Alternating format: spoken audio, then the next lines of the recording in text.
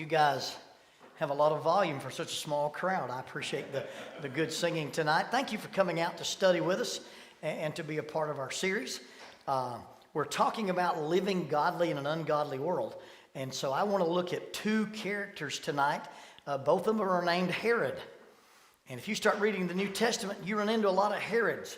So if that confuses you, let me tell you how I sorted out in my little simple mind. G-A-A-P-A-A. That's it. G-A-A-P-A-A. G stands for Herod the Great. That's your Christmas Herod. That's the guy who's there when the star appears in Bethlehem. Herod Archelaus is the Herod that comes into power after Herod the Great dies. He's the guy that's responsible for Joseph having to move Jesus from Bethlehem into Egypt. Then you have Herod Antipas. So there's your G-A-A. Your P is Herod Philip, who factors into our story. And then the last two A's are Herod Agrippa I and Herod Agrippa II. Herod Agrippa I is the guy who put James in prison and killed him with a sword and was going to do the same thing to Peter, but he was eaten by worms. Now, you'll have to investigate that a little bit. I'm normally not shy about what I talk about, but what happened to that fella? You don't want to talk about mixed company in public, okay? It involves his intestinal tract and some maggots. And it's the best call they can make on that. And then Herod Agrippa II is going to be the second guy we talk about. So let's start out, if you will, in Mark chapter 6. Jesus has just done the limited commission. He's allowed his apostles to go out into the surrounding areas, and they're doing miracles. Now, you know, when you think about a miracle in the first century, you think about a miracle anytime. If we were to see a miracle, we've got computer-generated graphics. We've got Hollywood magic. We've got things. You know, if you've ever watched those things on YouTube or Facebook where a guy throws a basketball at some unrealistic distance and it lands into a hoop, the secret behind that is there's a thing called green screening. You can put a guy in a green suit, he won't show up on camera, and he can take that basketball, make it do anything he wants to, and stick it in that hoop, and you won't know who's in the film. If I were to see a video proof of Bigfoot today, I just couldn't believe it. Because there's all kind of stuff you can do with it. But think about people who've never seen computer graphics. People who've never seen Hollywood special effects. To see a miracle. A blind man walk. A lame man walk, a blind man see. A man walk on water. A demon be told to leave. And you think about how those kind of rumors and those kind of things would spread. So not only do you have Jesus doing, notable certifiable miracles, he's now given this power to his apostles. And so that word is spreading like a brush fire. So Mark chapter 6, verse 14. Now King Herod Antipas, King Herod heard of him, for his name had become well known. And he said, John the Baptizer is risen from the dead, and therefore these powers are at work in him. Others said it is Elijah. Some others said it is the prophet or like one of the prophets. And so these are some messianic terms. You know, when Jesus comes into the world, they're expecting the Messiah to be prophet, priest, and king. Some people are expecting a military ruler. Some people are expecting a guy to have all the powers of Elijah. The Jewish people never really made peace with the fact that you didn't have a grave for Elijah. They just never made peace with that. Elijah was taken to heaven in a whirlwind, and on Passover, they would leave a cup of wine outside the door for Elijah. Now, you may have left cookies and milk for Mr. Nicholas, and somebody eats those, right?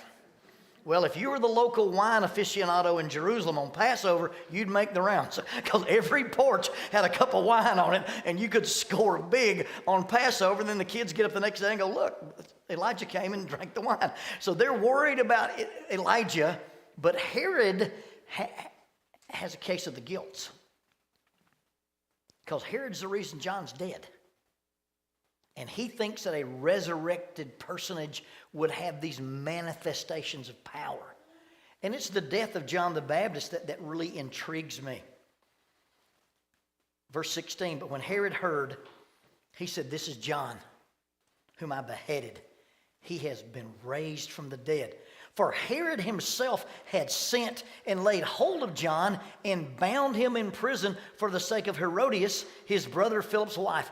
For he had married her, because John had said to Herod, "It is not lawful for you to have your brother's wife." And therefore Herodias held it against him and wanted to kill him, and she could not, because Herod feared John, knowing he was a just and holy man, and he protected him.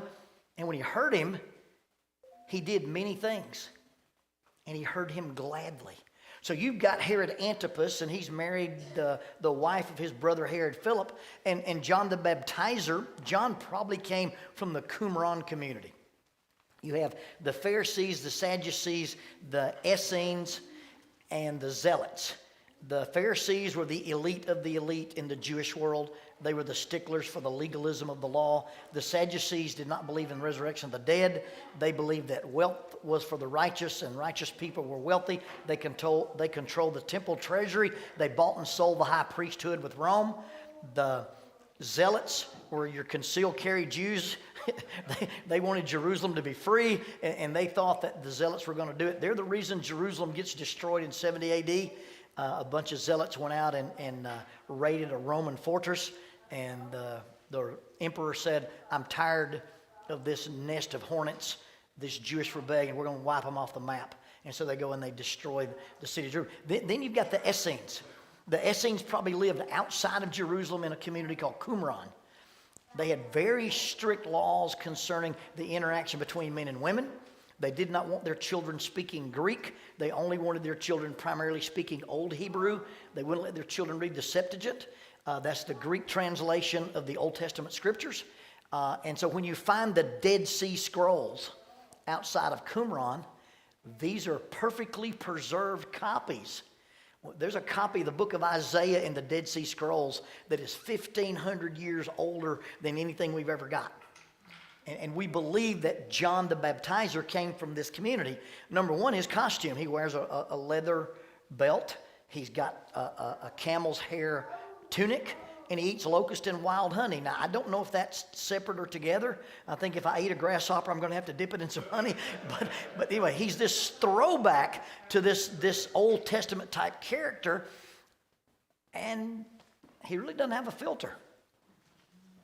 He may have seen Herod's entourage, or he may have even called himself an audience with Herod, and he says, "You can't have your brother Philip's wife. That's wrong." And Herodias, the lady of the house, nursed a grudge. Now, ladies, I don't want to get in trouble. I don't have to fight my way out of here. I don't have to check my tires. But you don't want a woman with power mad at you. I'm telling you that right now. I could take any man in this building, and we'd go out here in the lobby and fight for an hour. And if we fought, he'd say, "Man, that made me hungry. Let's go get a burger." And we'd be buddies, go get a burger. And you make one of these ladies mad, 20 years later, she'll go to your wedding just to make fun of the dresses. I'm telling you what, it is a bad deal. Well, this is a powerful woman married to a powerful man, and all their power is backed up by the power of Rome. And John the Baptizer says, "You're in a bad marriage. You shouldn't do this." And it stung her. And she nursed that grudge. And so she told her husband, "I want him in jail." And so Herod had reached out and put his hands on John and put him in the Machaerus prison. But you notice this dynamic. Verse 20, Herod feared John. Maybe he was superstitious, or maybe this means he respected him. Herod feared John, knowing he was a just and holy man, and he protected him. Yeah, this lady's probably asked for his death several times, and Herod didn't do it. And notice this, and he, depending on your translation, heard him often, heard him gladly, and did many things. You've got this guy who is basically a Roman hand puppet, but he has this relationship with this plain-spoken, camel hair-wearing Old Testament prophet, and he likes him. Not only does he like him, he listens to him often. Now that either means he goes into the prison and sits beside John's cell, or has John brought out of the prison to sit in his courtroom. And they visit, and a lot of things that John says make sense, and Herod does many things. John is a person of influence in the life of Herod. Now, he's not going to agree with everything John says. He's not going to submit to the covenant law of Moses, and he's definitely not going to listen to John's message about the coming Messiah. But John has influence over this guy. And although they are diametrically opposed on lots of things, John's a guy that Herod likes. John's probably the only guy in Herod's life tells him the truth. You know, Herod's in this position where he's balancing his liaison with the Jews and his power from Rome, and everybody's probably looking for an angle. And John comes in his courtroom. He's not wearing a suit. He's not dressed for the city council. He's wearing his and he'll tell Herod the truth. And Herod respects it. Now, this is not the main point of our lesson, but if you're going to be a godly person in an ungodly world, you've got to be unapologetically Christian. Now, you don't have to be aggressive to be assertive. And you can tell people the truth in an honest and polite way and be unapologetic about it. And whether they agree with you or not, they will respect you. Some of my biggest nemesis in school, we didn't run in the same circles. We didn't do the same things. They did respect me because I was honest. And I always felt like that was the dynamic between John and Herod. But then notice this, verse 21. Then an opportune day came when Herod on his birthday gave a feast for his nobles, the high officials, and the chief men of Galilee. Now this is a very powerful Roman official, and he has to give himself a birthday party. Now, you know, I'm a therapist, and I look at human nature. Why isn't somebody who's been telling Herod they're his friend, why isn't somebody who's been licking Herod's sandals, why isn't some of these guys who are smoozing up to Herod have a little birthday party for Herod? Herod has to throw his own birthday party. You understand the slime pit and a bunch of snakes he's hanging around with if you have to throw your own birthday party? So he throws his own birthday party, and who does he invite? Who does he invite? The leading nobles and the high officials and the chief men of Galilee. Now Herodias' daughter came and danced. And it pleased Herod and those who sat with him. And Herod said to the girl, ask me whatever you want and I'll give it to you. He also swore to her, whatever you ask me, I will give you up to half of my kingdom. Now, I don't know what the dynamic here is. A lot of people have superimposed the idea that this was some kind of licentious or lustful dance. It may have just been that she likes to dance and ask her stepfather, can I come in and entertain your nobles? And he's just bragging on her. You know how we like to prop our kids up. But whatever she did and whatever way she moved him, he does this formulaic thing. He said, man, that was so good. You ask me anything up to half my kingdom. Now, that's not a literal up to half my kingdom. That's I'll give you anything you want that won't cost me my power. That's why it's half my kingdom. You can't have 51%. I'll up to that. And we say stuff like that all the time. You know, I got a buddy named Kyle Traylor, and we were talking about the pizzas they used to serve at school. And Kyle said, man, I'd stomp a bucket of baby ducks for one of those pizzas right now. I'm not sure that's the same kind of thing that Harry was saying, but it's a hyperbolic statement. But he brings this girl in and he tells her, he said, look, that was wonderful. Now, whether it's lustful or whether he's just bragging on her as a stepdad, he says, you ask me for what you want and I'll give it to you up to half my kingdom. And she went out and asked her mother, what shall I ask for? And she said, the head of John the Baptist. You talk about a mean woman. Of all the things that she could give her daughter at this point, she uses this leverage to settle this debt. And immediately she came in with haste to the king and asked, saying, I want you to give me at once the head of John the Baptizer on a platter. And the king was exceedingly sorry. Yet, because of the oath and because of those who sat with him, he did not want to refuse her. And immediately he sent an executioner and commanded his head to be brought. And he went and beheaded him in the prison and brought his head on a platter and gave it to the girl, and the girl gave it to her mother.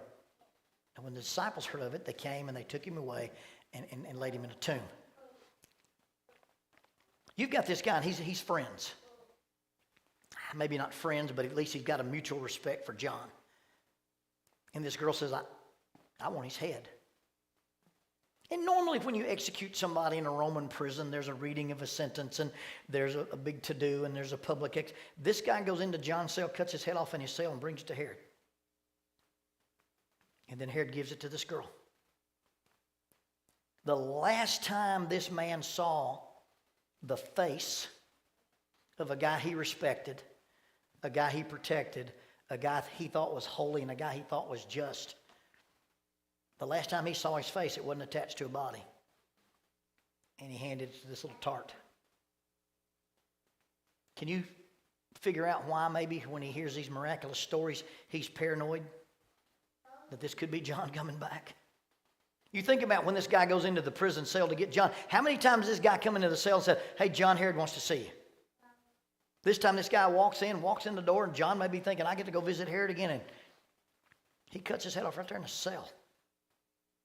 I don't think we understand the cruelty of the times of the Roman Empire. And our society is not what I wished our society was. Our society is not the society I grew up in. But it's a far cry from Rome, because their value of life was nothing. And notice this verse 26, and the king was exceedingly sorry. That is the exact same phrase in the original language as when Jesus tells his disciples, I am exceedingly sorry, even to the point of death. And he's telling them this when he's about to go stand and lay on his face in the Garden of Gethsemane. This is not something that's lightly done. This is not something that Herod does. Herod is in this spot, and he gives a command that is eating him up inside. He has, in the same anguish that the Messiah was when he prays to the Father, not my will, but your will be done, prays it 3 times. How in the world does a king, and not literally a king, but that's a title they gave him, how does a guy with that much power give an order against a man he likes, he respects, he fears, he knows to be just, and he knows to be holy, and he give an order that tears him up inside? How in the world can you get yourself to a place where you do something that you already know is wrong? Now, you've done it. You've gotten in a boat without a life jacket. You pulled that credit card out when it was on sale. You decided you'd buy that new car because they'll give you a hot dog and an American flag. You've done all those things, and in the back of your mind, you know better. I've been doing some research. I teach a de-escalation class for our police department. One of my duties as a chaplain, and since I'm a chaplain and have this degree in psychology, they think I know stuff. And one of the things that we teach them is about if you get into a situation and it's a person with a mental illness, and they're not a danger, they're not in danger, and they're not committing a crime, then you don't need to be policing like a police. You need to use these de-escalation skills. But before you decide to approach a person and talk to them one-on-one using active listening, empathy, and rapport, you got to make sure your scene is safe. I had an old hunter. I hunted with a guy in Evansville, Indiana. He hunted the same property for 40 years. And he said, Lonnie, he said, a deer that's 1 year old has more time in the woods than you'll have in your lifetime. And when that baby deer walks into a clearing or under a tree or sees a pile of corn on the ground, he knows it don't belong there. Now, the smart deer walk away from it.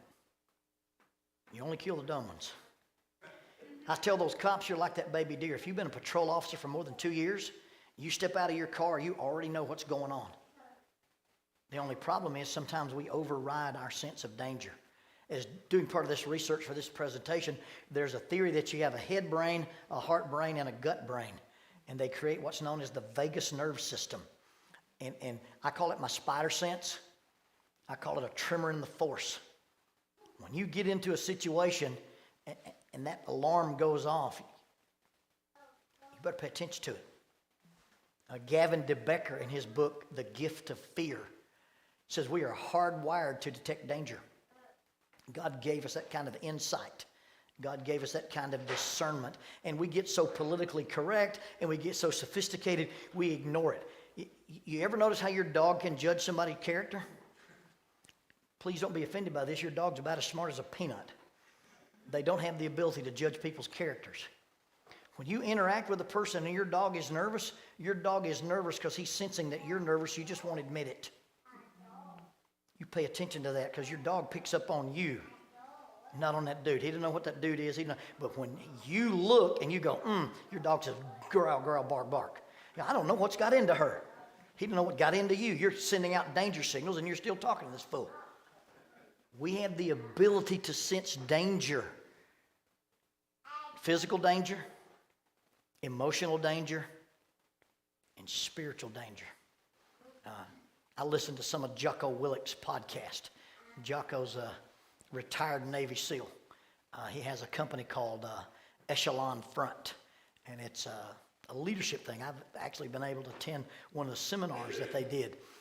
Jocko didn't teach it, one of his guys did, but Jocko said when he was teaching warfare, combat readiness to the Navy SEALs, he wasn't an operator anymore, he was a trainer. He said, when you march in a V, and the V doesn't have even sides, you got 5 guys on this tail, 4 guys on this tail, that's called an echelon. Echelon right means you got more people on the right side, echelon left, you got more people on the left side. When we patrol in the woods, we do a diamond formation, but they were walking in an echelon, a brand new, bright, shining Navy SEAL out there leading his men, and they stop in the middle of this patrol area, in the middle of a street, and the guy stands there and doesn't take any cover. Jocko walks up to this kid, 27-year-old special warfare operator, says, hey man, if you were 10 years old playing Army, what would you do? He said, I'd get over there behind that rock.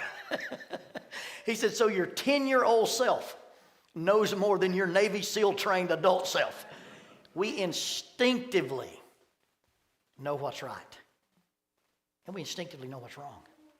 And yet, how many times do we make a decision that we know is wrong because of peer pressure?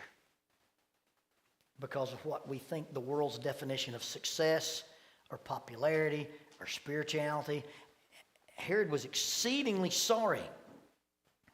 Yet because of what he said, his oath, and because of those who sat with him, he did not want to refuse her. Folks, we make decisions living in an ungodly world, and a lot of times we speak before we think, and we've got too much pride to say, what I said about that was wrong, and I'm going to have to retract that. I'm sorry, I can't do that. But we post it on Facebook, we post it on Instagram, and then we got to fight to defend it. I'm afraid sometimes we do ready, fire, aim. And because of what we say, and then sometimes because of the people that are around us, our boss, our supervisor, our friend, our in-laws, the people we hang out with at school. And I know better. I know I shouldn't do this. I know I shouldn't go there. I know I shouldn't make that contact. I know I shouldn't click that link. I know I shouldn't befriend this person on Facebook or text message him. I know I shouldn't go into that establishment. Whatever those things are, because of the crowd we're with, we decide to do it. And not only was it because of the words he said and because of the people with him, he didn't want to refuse her. And sometimes sin comes down to what we want. James chapter 1 verse 13 says that we are drawn away and enticed because of our own desires. And in that passage he uses the word lust. Lust doesn't always have a sexual connotation. I did a little illustrated book. It's kind of a C.S. Lewis type thing called The Selfish Reel. And in that story, the characters that are lust are creatures that used to be desires, but they got mutated and they grew really huge and out of control, and they control people's thought processes because it's what we want that leads us into sin. You get this very power. This is a guy who has Rome's power behind him. He goes, look, we're not going to do that today. And if that makes y'all mad, you'll go home and cry to somebody. Young lady, I appreciate what you've asked. I didn't literally mean anything and I'm not going to kill this guy but he doesn't have the backbone for that. He didn't have the guts for that. And because of his words, because of his audience, and because of that internal mechanism for what he wanted, he does something that he deeply regrets and that goes against his nature. And if we're going to be godly people in an ungodly world, we've got to insulate ourselves from putting us in a position where we're trying to impress the world. Our job as Christians is not to impress, it is to influence. And Paul the apostle himself will say that some people smell the aroma of Christ, and some people smell a stench, and some people smell a perfume. It's not up to me how you react to my message. It's up to me to give you my message. So how does a guy do something that he knows is wrong and does it anyway? His words, his pride, his friends, his surroundings, and then what he wants. Now you've got another Herod involved, Acts. This is one of the most fascinating stories in the New Testament. Acts chapter 26, you've got Paul speaking before Festus and Agrippa. Now, to get to Paul standing before Festus and Agrippa, you've got this fascinating story that starts 2 or 3 chapters earlier. Paul is in Jerusalem. His friends in Jerusalem have asked him to honor the traditions of the law of Moses and do a vow. And although Paul's walking all around the world saying, if you're baptized into Christ, you're complete. You don't have to circumcise your babies, and you don't have to obey food laws. You don't have to be a Jew to be a Christian. You just got to be a Christian. But Paul goes to Jerusalem, and his friends ask him, can you please settle this group of guys down that accuse you of defaming the law of Moses? So Paul says, yeah, I'll do this. So he goes into the temple. He pays for the vow of these other guys. He has his head shaved. And while he's coming out of the temple, somebody yells, this man brought Gentiles into the temple. And that was a thing punishable by death. And they start a massive riot. And so while they're in this riot, the Roman soldiers have to come and rescue Paul from this riot. So as they're taking Paul into the area, Paul asked the Roman soldier, he said, hey, can I talk to you a minute? The Roman soldier freezes. This is Acts chapter 21, verse 37. As they're about to lead Paul into the barracks. Now when it says barracks, you've got the temple, the complex that Herod had built right here, and on the back right side corner of the temple, you had the Roman fortress Antonia.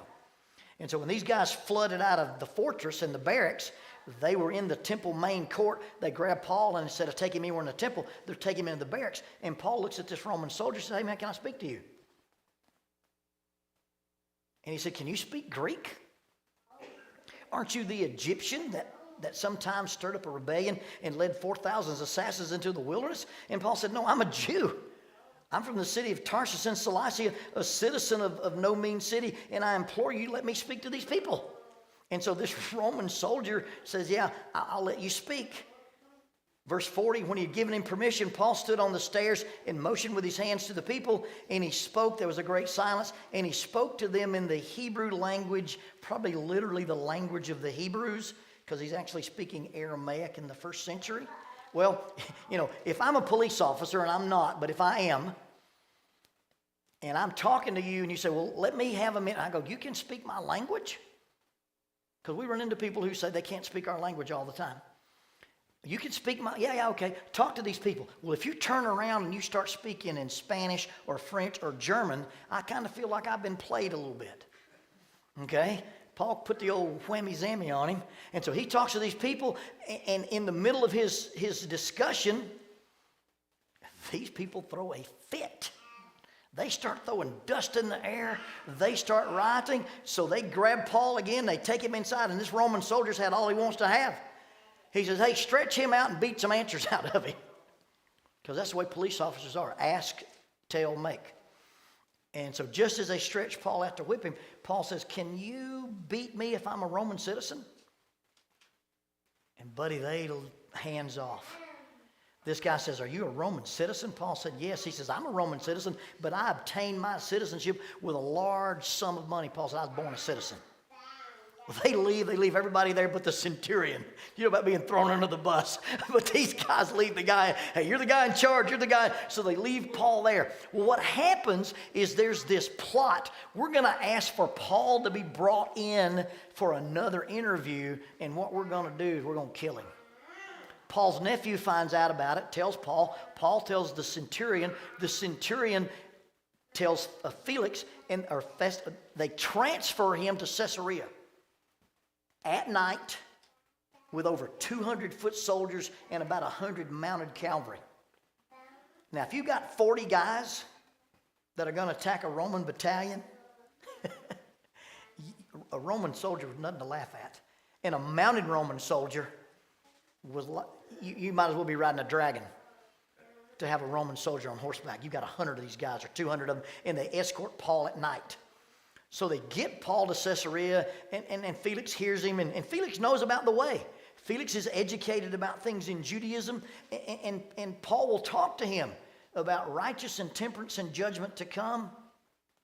And Felix won't obey the message. Felix won't listen to him. Well, after Felix is disposed, Festus shows up. Well, Paul brings, the Jews come in from Jerusalem immediately. You got a new politician in town. Hey, you've got a prisoner, been in your prison for 2 years. We want you to do something with him. So Festus brings Paul out, and they're talking, and Festus says, I don't know anything about Judaism. I don't know anything about Christianity. Here's what I need you to do. You can go back to Caesarea, you can go leave Caesarea and go back to Jerusalem and be tried again. Well, Paul knows if he goes back to Jerusalem, they're going to try to kill him. So Paul says, I'd like to take my case to Caesar. And as a Roman citizen, that was your right. And a Roman citizen could at any point, at any time, appeal his case to Caesar. So now you've got this Roman official who knows nothing about Judaism, who knows nothing about Christianity, and he's going to send this guy to Caesar. And how are you going to explain sending this guy to Caesar when you don't know what's going on? You talk about looking bad in front of your boss. Caesar's going to go, why'd you send this guy? I don't know. That's not a good answer for the Caesar. So he begins to try to investigate what's going on with Paul. I don't want to chase a rabbit too much, but if you look at Acts chapter 23, we have a copy of the letter from the centurion Claudius Lysias, who explains how Paul gets put in this prison. This is amazing to me. Claudius Lysias, to the most excellent governor Felix, greetings. This man was seized by the Jews and was about to be killed by them. Coming with troops, I rescued him, having learned he was a Roman citizen. And when I wanted to know the reason they accused him, I brought him before their council. I found out that he was accused concerning questions of their law, but had nothing charged against him deserving death or chains. And when it was told to me that the Jews lay in wait for the man, I sent him immediately to you, and also command his accusers to state before you the charges against him. Farewell. That sounds like a military man's report, doesn't it? Well, the Jews hired a lawyer. And this is the lawyer's version of this. Verse 2 of chapter 24.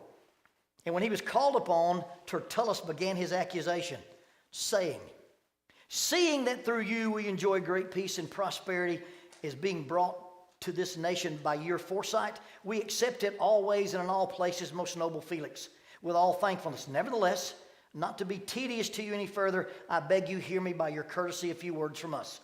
For we have found this man a plague, a creator of dissension among all the Jews throughout the world, and a ringleader of the sect of the Nazarenes, and he even tried to profane the temple, and we seized him and just wanted to judge him according to our law. But Commander Lysias came and with great violence took him out of... Sounds like a chapter from one of our newspapers, doesn't it? The cops see it this way and I see it that way. Well, you've got this guy before these Roman officials and they don't know what to do about it. So he stays in jail, and finally Festus is going to interview him. And Festus, as the new proconsul, gets a courteous visit from King Agrippa II. And Agrippa is the expert on Judaism in the Roman Empire. His job is the liaison between the Romans and the Jews. And so they ask Agrippa to sit in on this, not really a trial, but a deposition.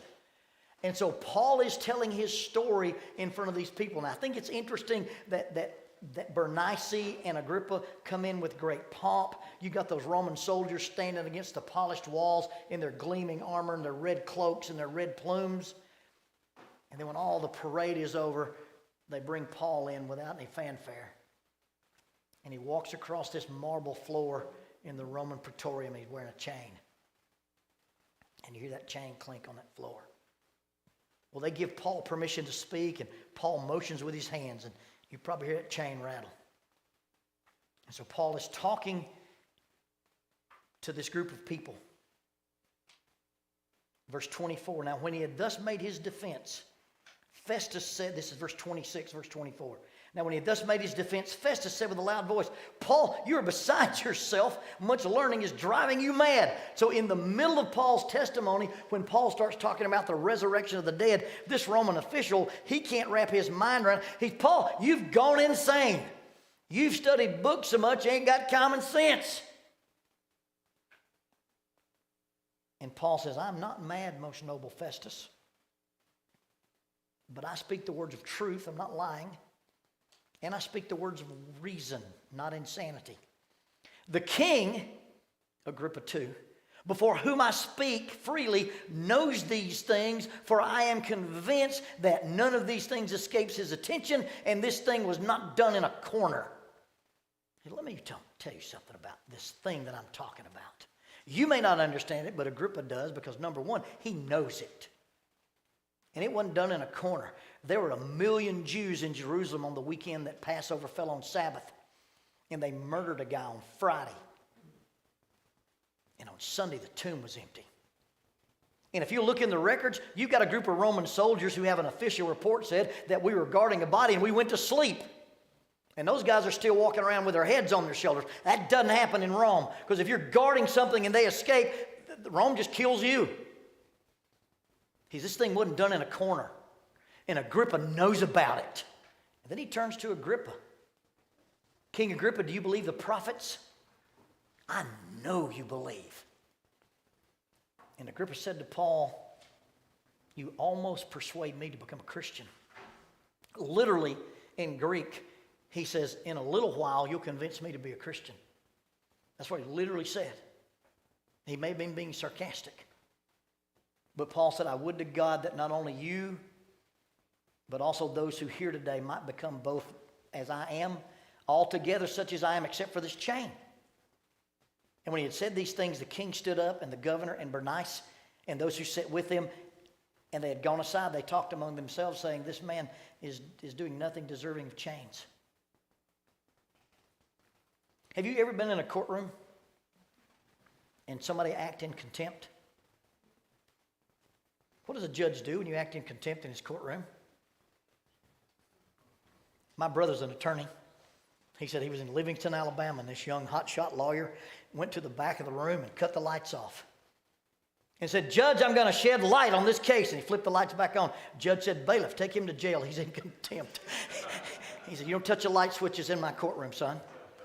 I was working at Cedar Lodge, a drug rehab center, when I was an intern. And one of my clients there said he was standing in jail, and the judge looked at him and said, I'm going to do 90 days.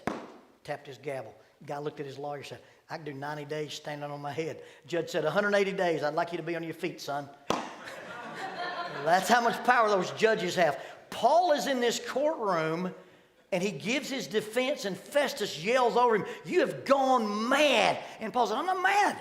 I'm not crazy. What I'm telling you is truth and reason, and the king knows it. It wasn't done in a corner. You can't hide it. And he looks directly at King Agrippa and says, do you believe the prophets? I know you believe the prophets. And Agrippa says, with a little work, you could make me a Christian. Paul said, I wished everybody in this room was just like me except for this chain. And when he shows them that chain, they leave the room. He doesn't yell, bailiff, and have Paul dragged out. Paul runs them out of their own courtroom. You know why? Paul's chain represents something he'll die for. And Agrippa ain't got that. See, Agrippa can't say, yeah, I believe the prophets. If he says, I believe the prophets, the Romans are done with him. You believe all this Jewish myth and superstition. We can't use you as a consultant. If he says, no, I don't really believe the prophets, the Jews will go mad tomorrow and call for his head. He's in a place he can't say yes or no. He's in the ultimate realm of ambivalence. And Paul, who's not dressed fancy, he's been in prison 2 years. He's not wearing a robe. He's not escorted by a high-powered Roman Senate. In fact, he's got a rusty chain on. And that chain represents, I've got something in my life I'll die for. And Agrippa can't say yes to it because of his position. The first Agrippa does something he knows is wrong, but because of those people around him, he does it anyway. This Agrippa knows what he should do is right, and he can't do it because of the people that are around him. How many of us know what's right? But because of some reason we've made up, I'll lose my job, I'll lose my status, I'll lose my popularity, it won't look good on this resume, it won't sit well with my in-laws. How many times do we let the thing that we know is right to do just be something we just don't do? Being godly in an ungodly world means that we have some decisions to make about right and wrong. And that we say no to the things that are wrong and we say yes to the things that are right. My daughter, her two sister-in-laws, really cool girls. Gracie is a professional ballerina. And she was dating a young man. Now, her brother's married to my daughter. Her other brother's married. Her sister is engaged, and Gracie's always a bridesmaid, never a bride. She's dating this young man. It's getting pretty serious, headed downhill. But he keeps delaying his commitment to Christ. He says, I know I want to be a Christian. I know I want to be a spiritual leader, but not right now. And Gracie and I were sitting on the porch one night talking about this fella, and Gracie said, I discovered that delayed obedience is disobedience. James chapter 1, verse 17, to him that knoweth to do good and doeth it not, to him it is sin. Delayed obedience is disobedience. And if you're going to be a godly person in an ungodly world, you got to ignore the things around you and the things within you. You may have to eat some of your own words and say, hey, this isn't right, I'm not going to do it. Or you may have to sacrifice what you think is a powerful position, a thing of influence, or something that impresses people. That, I know what's right, and regardless of what it costs me, I'm going to do it because I'd like to have a chain. I'd like to have something in my life that I'd die for. But delayed obedience is disobedience. I've got a friend who's in real estate. He says every year when they start their company at the beginning of the year, they do a KISS drill, KSS.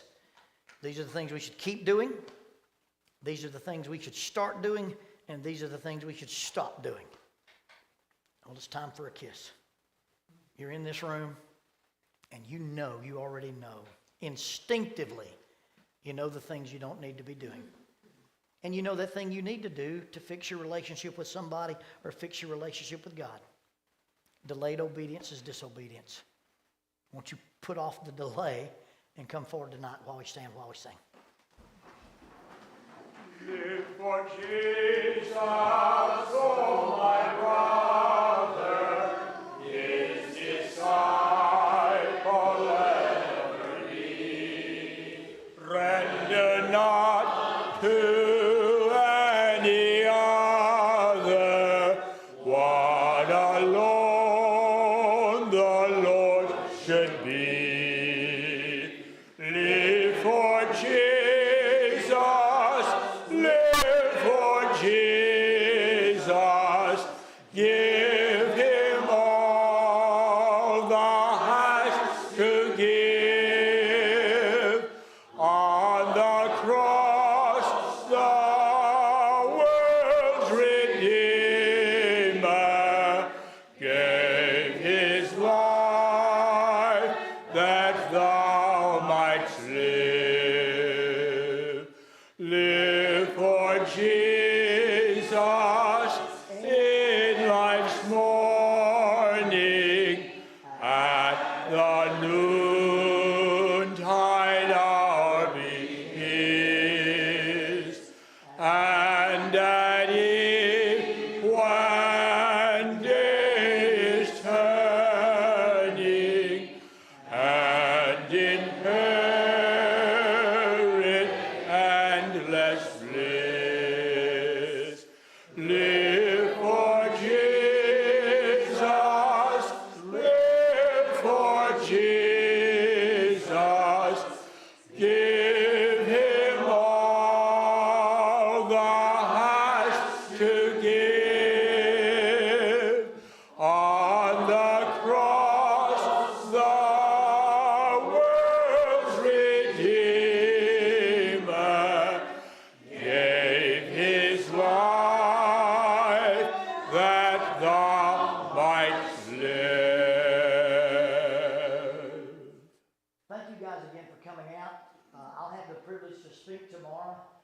Bible class hour and the worship hour, and then after a fellowship, we'll have a brief session, I think at 1.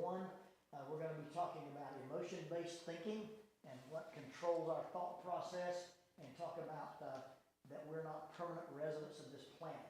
And we'd like you to invite you to come back and study with us and hear those. I have a little podcast.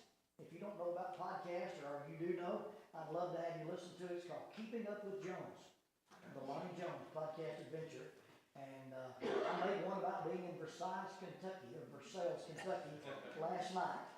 It's entitled, and it won't publish for 3 weeks probably, but it's entitled The Sounds from Room 409 in Versailles, Kentucky. The dude next to my room last night was violently sick. It sounded like Dragon was in there having babies. And I talked about some things, and your beautiful town is mentioned in it. We explore why it's called Versailles and not Versailles, and would love you to listen to that. It's a real good thing to introduce to people who don't go to church. It has some practical anecdotal wisdom. There's some psychology in it, but it's all biblically based. It's a good soft introduction to things. If you want to share it with folks, I appreciate you listening to it, and thank you for listening to me tonight. And just to reiterate what Lonnie has said, do come back at 9:30. We'll be having a gathering there where he will be teaching, and again at 10:30 in the morning. And then, as he said, 1 o'clock in the afternoon. We invite you to be with us in all those times. Let's sing the first stanza of I Know the Lord Will Find a Way for Me. And then, Rick, would you lead us in prayer? I know the Lord will find a way for me. I know the Lord will find a way for me. If I walk in heaven's light, shun the wrong and do the right, I know the Lord will find a way for me.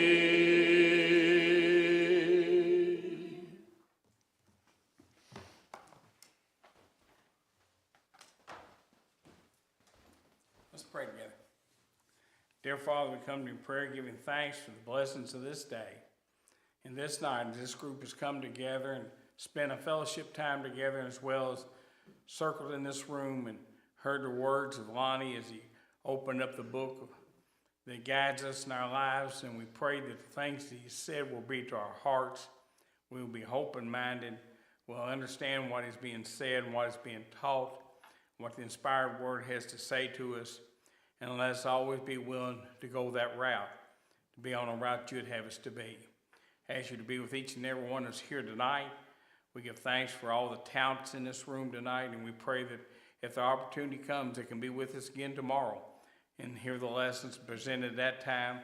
And we give thanks for Lonnie as he's traveled a long ways out of Alabama to be with us for this weekend. We pray that you'll be with him as he travels home in safety.